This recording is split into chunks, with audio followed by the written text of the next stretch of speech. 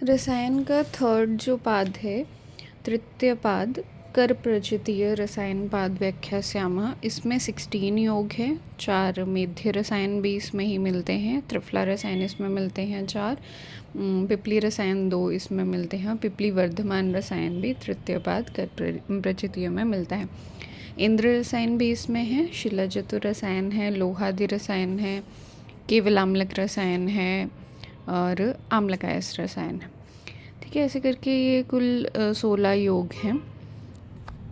विमर्श देख सकते हो, कर्पचित ये क्यों बोला है कि हाथ से संग्रह किया होते हैं जो भी इसके कंटेंट्स होते हैं। इस अध्याय में सर्वप्रथम रसायन में जो आम्लकायस रसायन बोला है उसमें आंवले जो है हाथ से तोड़ कर प्रयोग करने का विधान है, इसलिए इस शब्द से फर्स्ट योग में ऐसा है, इसलिए इसका नाम कर्पचित ये रखा गया। तो पहला है आम्लकायस ब्रह्म रसायन है।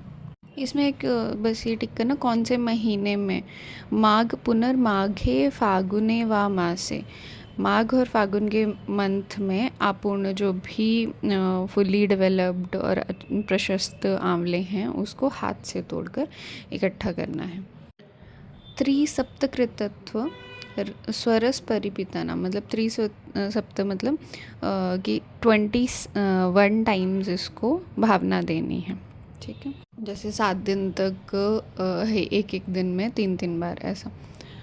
फिर आगे पुनः शुष्क चूर्ण कृतान आड़कम एक ग्राह्यत, एक आड़क क्या लेना है, आंवले का चूर्ण लेना है, इसको टिक कर लेना।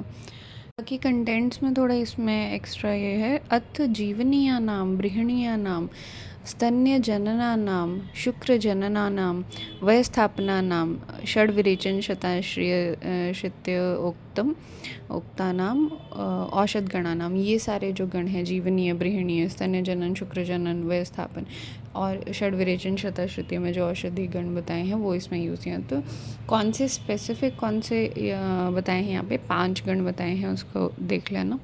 लास्ट में एक बार देख लेना, 8वां भाग चूर्ण को लेकर 8वां भाग लौह भस्म ऐड करने को बोला, ये थोड़ा स्पेसिफिक बताया। बाकी इसको किस पात्र में रख रहे हैं, तो लोहे के ही पात्र में रख रहे हैं। और अगर उत्तम रूप से तैयार होने पर लोह पात्र में फैलाकर इसको रख रहे हैं, और जब वो सूख जाए तो उस चूर्ण को काले मृग के चरम पर रखी हुई सिल पर महीन चूर्ण करके लोहे के पात्र में रखना है। पहले लोहे के पात्र में उसको ड्राई कर लिया और फिर उसके बाद जो काले मृग का चूर्ण है उस पर और इसको फाइन करके फिर लोहे के पात्र में रखा, और फिर लास्ट में अग्नि बल के अनुसार 1/8 लौह भस्म ऐड की।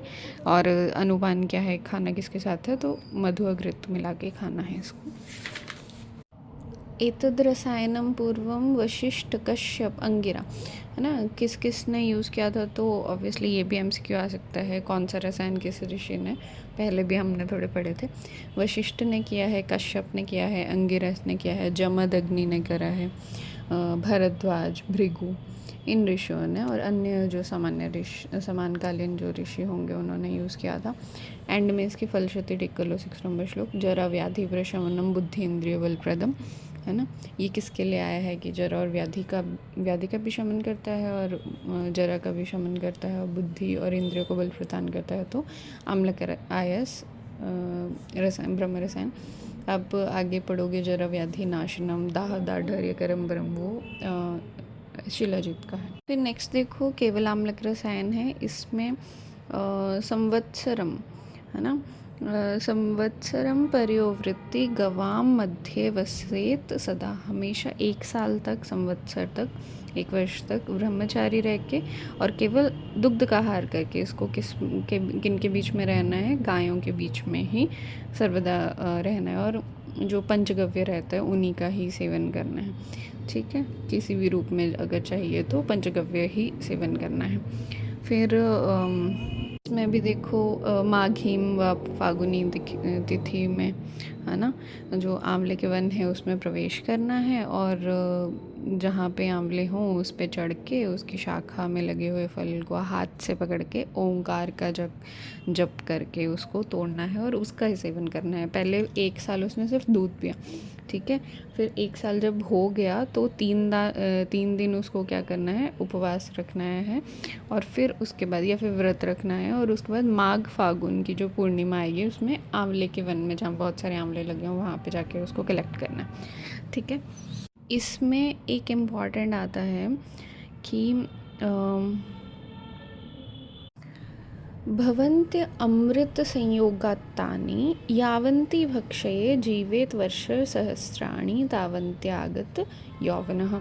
इसमें बोला है कि जितने भी इसका अगर प्रॉपर ब्रह्मचर्य वगैरह फॉलो करके प्रॉपर ये रूटीन फॉलो किया तो जितने आप आंवले खाते हैं नियम पूर्वक उतने 1000 वर्ष आपकी आयु रहती है, उतने 1000 वर्ष तक आप युवावस्था को रहते हैं। जैसे एक आंवला खाया तो 1000 वर्ष तक आप युवावस्था में रहते हैं।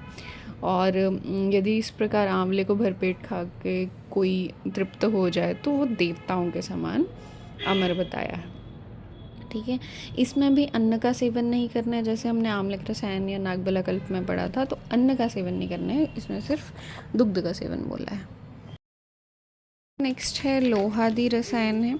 इसमें त्रिफला या रसे मूत्रे गवाम क्षारे च लावणी, ये इम्पॉर्टेंट है। इसको थोड़ा फर्स्ट लाइन जो है इसको टिक कर लेना। ये इसके कंटेंट्स है, गवाम मूत्र गाय का मूत्र, क्षार बताए हैं इसमें, और लावणी द्विक्षार और द्वितीय विभक्ति है तो 2 लवण और 2 क्षार बताए हैं। क्रमेण इंगुदि क्षारे किंशुक क्षार एवच, ठीक है। कौन से क्षार हैं क्रम से, इंगुदि क्षार और किंशुक पलाश क्षार को बोलते हैं, ठीक है। तो ये इम्पॉर्टेंट है। फिर तीक्ष्ण आयसस्य पत्राणि, ठीक है। वहनी वर्णानि साधयेत् चतुरंगुल दीर्घाणि तिल्लुत्सेद तनूनि च। ये जो कंटेंट्स लिए हमने इसको क्या करना है, जो तनु और पतला तिल के समान पतला और तिल की मोटाई के समान मोटा और चतुरंगुल 4 अंगुल लंबा ऐसा तीक्ष्ण आयस पत्र लेना है जो आग पे तपा हो, और जब वो रेड हो जाए तो उस पे ये त्रिफला और गवामूत्र ये सब डालना है और उसको महीन करना है वहाँ पे, और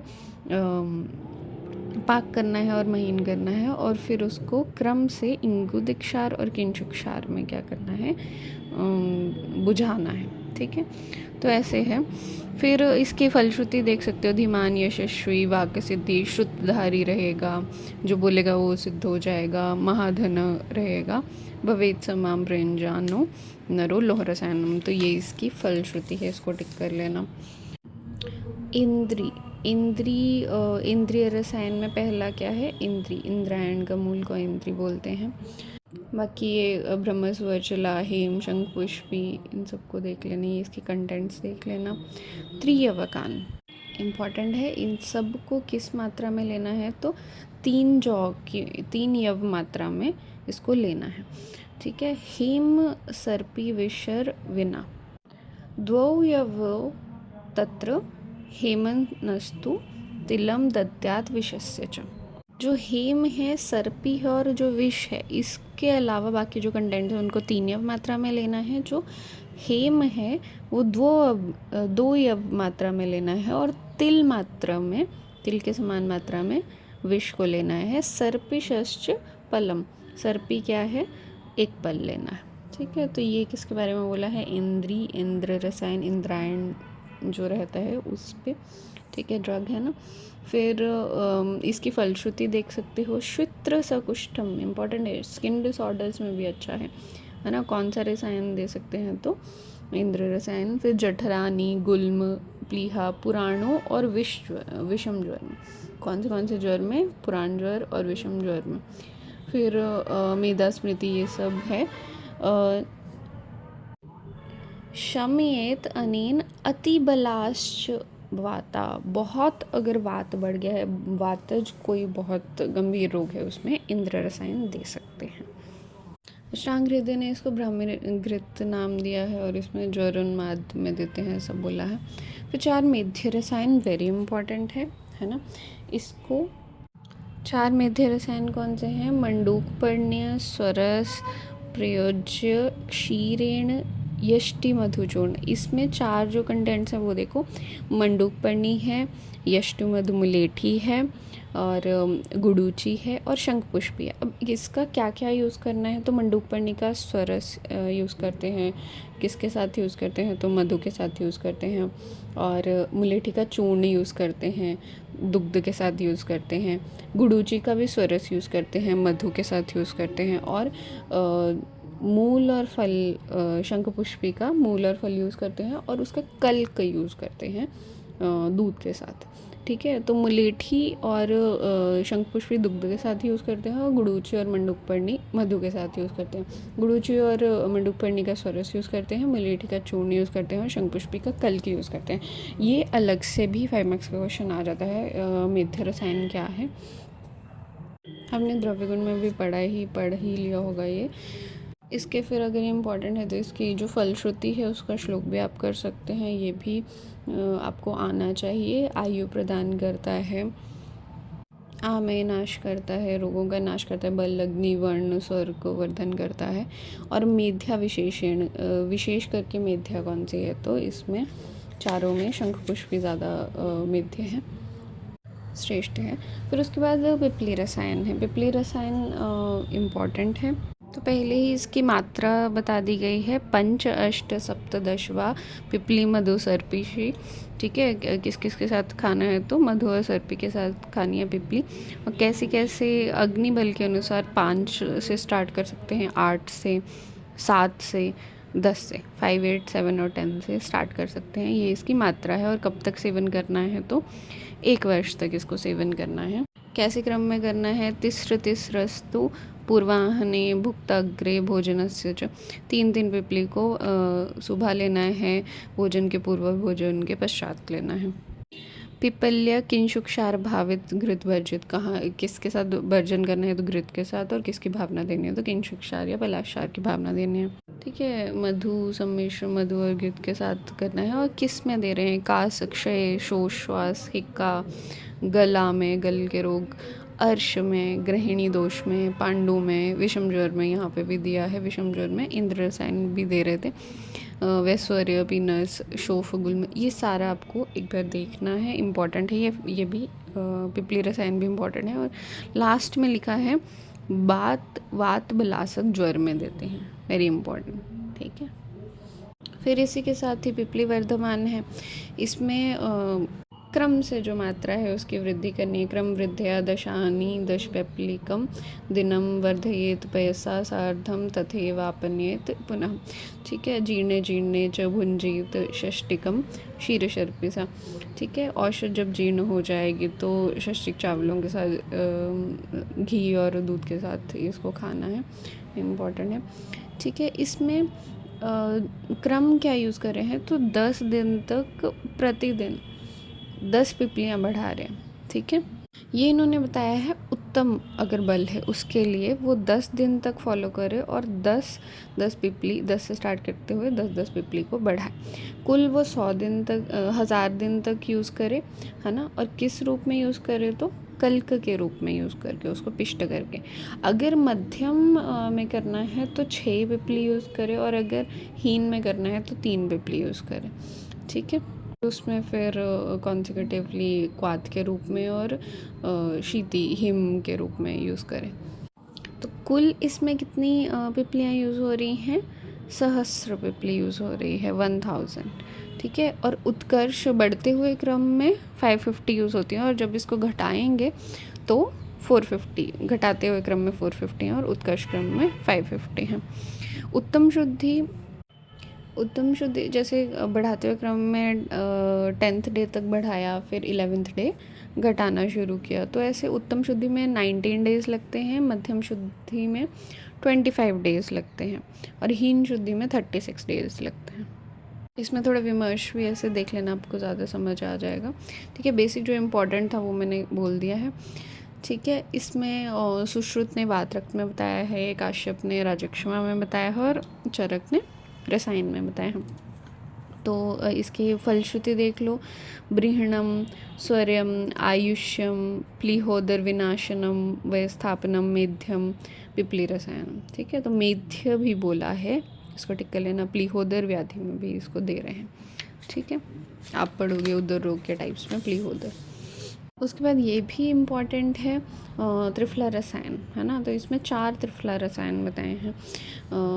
जरणान्ते अभ्याम एकाम प्राग्भुक्ताद् द्वे विभीतके भुक्ताम भुक्त्वा तु मधुसर्पिभ्याम चत्वारि आम्लकी, है ना। तो इसमें क्या बोला है, जब जरणान्ते भोजन पच गया हो तो 1 हरड़ का चूर्ण और प्राग्भुक्ताद् भोजन करने से पहले 2 विभीतक लेनी है, और भुक्त्वा तो जब खा लिया है तो उसके बाद 4 आंवले का चूर्ण लेना है। ऐसे करके ये त्रिफला रसायन का सेवन करना है। ठीक है, तो मधुघृत के साथ लेना है और 1 वर्ष तक लेना है। ठीक है, जीवित वर्ष शतम पूर्ण, मतलब वो जो भी इसके वृद्ध अवस्था से रहित रहना और आयु अच्छी लंबी होना, 100 वर्ष की, ये इसके फ़ायदे हैं। ठीक है, आप इसमें भी पढ़ा होगा द्रव्य गुण में, तो भाप्रकाश ने सभी की 1-1 ही मात्रा बताई है। इन्होंने 1 अभ्या बताई है, 2 विभितक और 4 आम्ल की बताई है। फिर द्वितीय ब्रह्म रसायन भी ऐसे ही है ऑलमोस्ट। इसमें त्रिफला चूर्ण को पीस के उसका कल्क बना के लोहे के पात्र पे उसका लेप लगाना है। फिर वो दिन रात उसको वहाँ पे रखना है। फिर उसको हटा के मधु और जल में घोल बना के उसका शरबत बना लेना है ना। इसमें भी त्रिफला ही मेन कंटेंट है, और प्रातःकाल एक बार उसको पीना है। 1 वर्ष तक अगर इसका यूज़ किया, ऐसे ही करते रहे तो रोग रहित और वृद्धावस्था रहित 100 वर्ष तक जीता है। फिर तृतीय में इसमें ऐड कर देने हैं प्रक्षेप, जैसे मुलेठी, वंशलोचन, पिपली, मधु, ये सब ऐड करके ये तृतीय ब्रह्म रसायन है। इसमें फिर चतुर्थ ब्रह्म रसायन क्या है, इसमें त्रिफला के साथ सारी धातुएं ऐड करनी है। धातुओं की जो भस्म है वो ऐड करनी है। स्वर्ण भस्म ऐड करने को बोला है, वचा ऐड करने को बोला है ना। और मधु और सर्पी ऐड करना है, वायविडंग ऐड करना है, और पिपली और सिंधाव नमक इसमें ऐड करना है। किसमें? त्रिफला में, है ना। तो ये अलग प्रक्षेप हैं। इसमें थोड़े भस्म भी ऐड करने को बोला तृतीय में, और प्रक्षेप थे।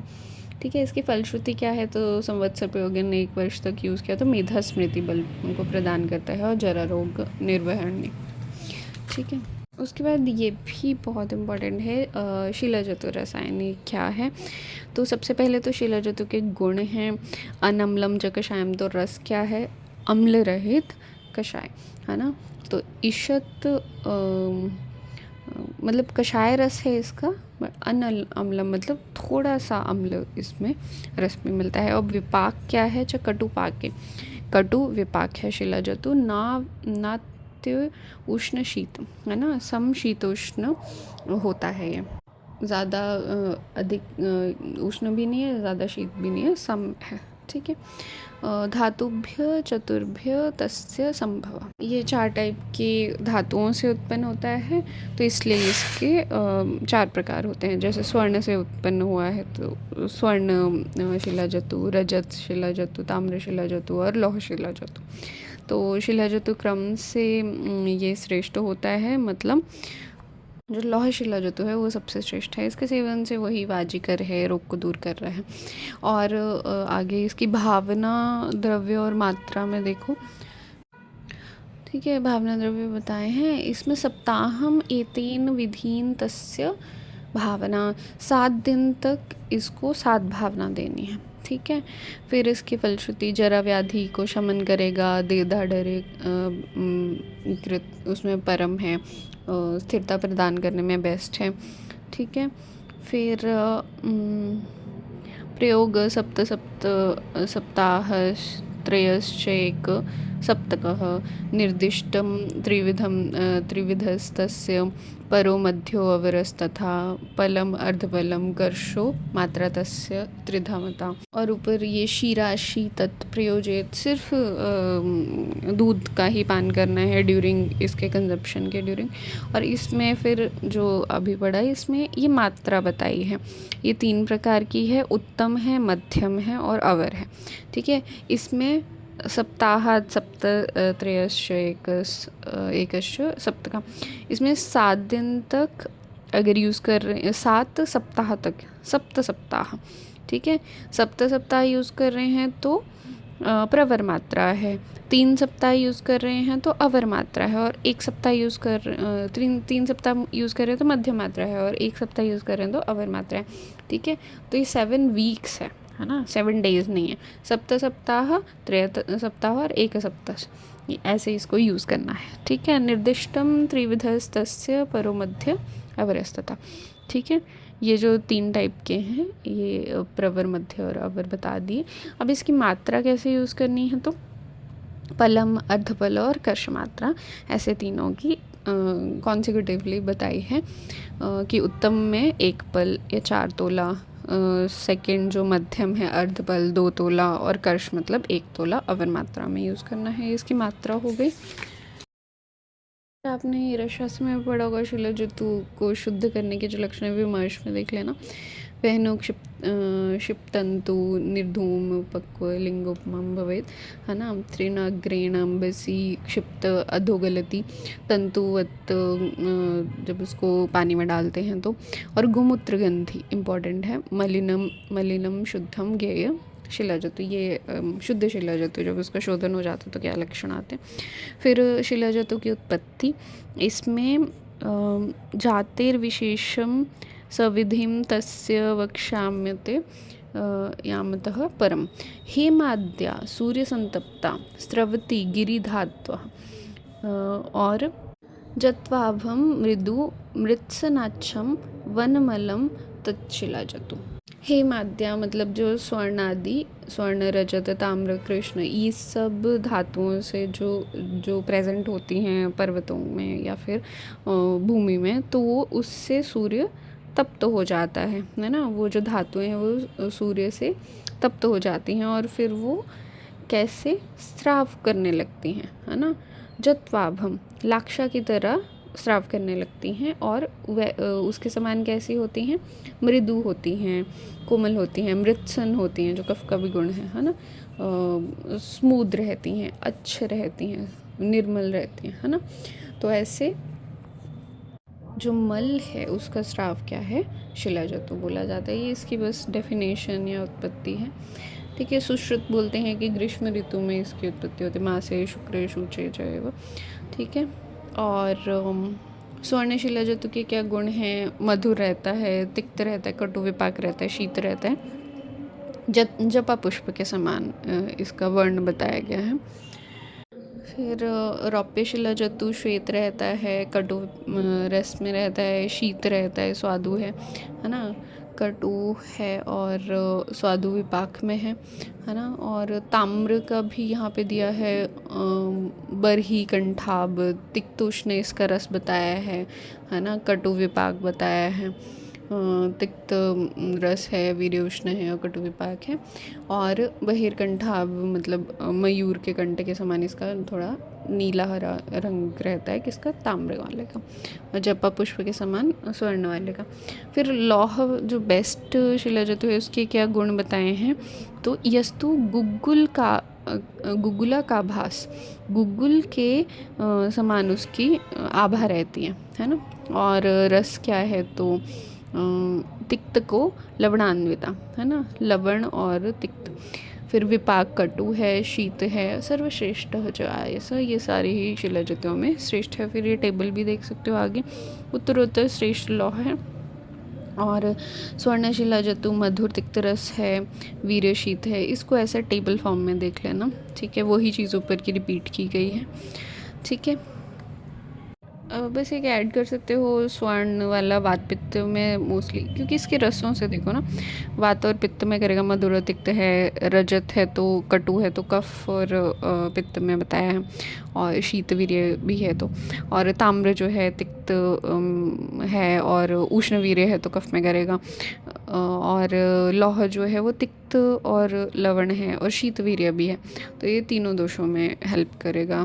पित्त तिक्त से हो जाएगा, शीत से भी पित्त हो जाएगा, और लवण से वात और कफ दोनों हो जाएंगे। ठीक है, फिर श्रेष्ठ शिलाजतु के लक्षण है तो वही हमने जो पढ़ा कि शुद्ध जब होता है तो गोमूत्र गंदी रहता है। सर्वे कर्मसु यौगिकः रसायन प्रयोगेषु पश्चिमस्तु विशेषतः। तो मुख्य यहाँ पे है कि गोमूत्र गंदी है। यथाक्रम वात पित्ते कफ पित्ते, है ना, कफे त्रिषु, ये तो मैंने बताया कि वात पित्त में देते हैं, फिर कफ पित्त में है और कफज में है।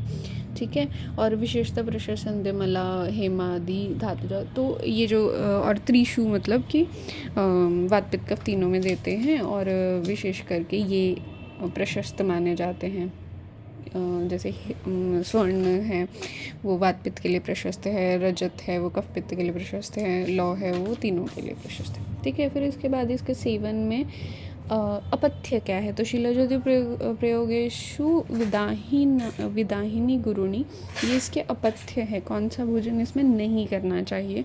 विदाही आहार नहीं करना है, गुरु अन्नपान नहीं करना है, वजेत सर्वकालम तो कुलत्थान परिवर्जित, तो कुलत्थ जो विदाही है ऑब्वियसली गुरु भी है, तो इसका हमेशा ही शिलाजतु सेवन में परिवर्जित नहीं सेवन करना है। फिर उसके बाद शिलाजतु को घोलने योग्य द्रव्य, ये थोड़ा टिक कर सकते हैं फर्स्ट लाइन, है ना, कि डिफरेंट दोषों के अकॉर्डिंग और डिजीज़ के अकॉर्डिंग कौन से पेय पदार्थों में इसको ऐड करके सेवन कर सकते हैं। जैसे पयांसी दूध में यूज़ कर सकते हैं, तक्र में यूज़ कर सकते हैं, मांस रस में यूज़ कर सकते हैं, यूष में डाल के यूज़ कर सकते हैं, तो ये सिर्फ पानी में मिला के भी पान कर सकते हैं। फिर समूत्र गोमूत्र में ऐड कर सकते हैं। विविध कषाय, डिफरेंट औषधियों के कषाय के साथ भी इसको आलोडनार्थ मतलब मिक्स करके इसको यूज़ कर सकते हैं। ठीक है, फिर इसकी महत्ता है, इसकी क्या इम्पोर्टेंस है। न सो अस्ति रोगो भुवि साध्य रूपा शिलाहव्यम यम न जयेत प्रसे है। ठीक है, तो इसकी फलश्रुति है कि कोई भी ऐसा साध्य रूप में रोग नहीं है इस भूवि धरती पे कि जो शिलाजतु से उसका नाश ना किया जा सके। ठीक है, और भल्लातक के लिए क्या पढ़ा था कि कोई भी ऐसा कफज रोग नहीं है जिसको शांत ना किया जा सके। फिर 4th चैप्टर बाद में करते हैं।